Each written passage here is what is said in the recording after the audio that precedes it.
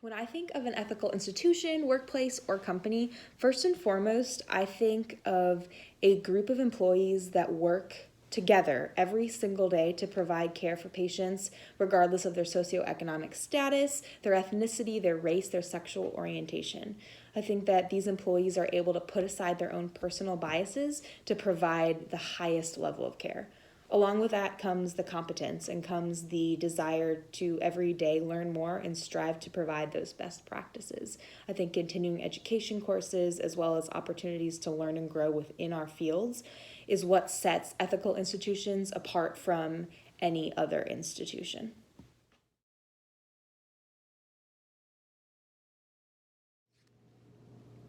Recently, I had the opportunity to work with a patient in the intensive care unit who was admitted after a near drowning event. My role as a music therapist in the hospital usually entails providing opportunities for enhanced coping and normalization and processing throughout a patient's hospitalization. This looked a little bit different. I stood at bedside and played a lot of live music while the parents were present and provided comforting touch to the patient as well as words of affirmation, and they shared stories of the patient's history with me.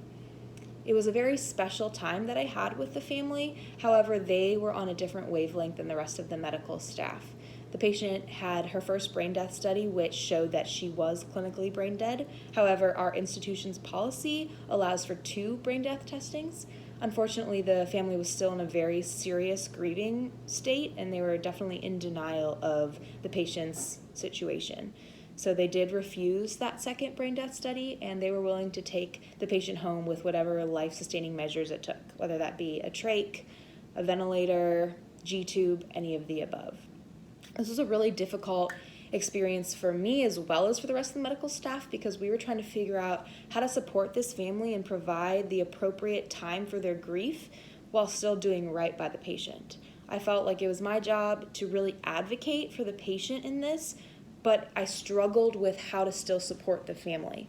Fortunately, our hospital has an ethics committee that will go around and they'll do consults for different units, depending on the different cases that are coming about. So we actually had 3 ethics consults regarding this patient, and that was a really great opportunity to sit as an entire team, psychosocial and medical, and really work together to develop a strong plan of care so we could stand as a united front with the family.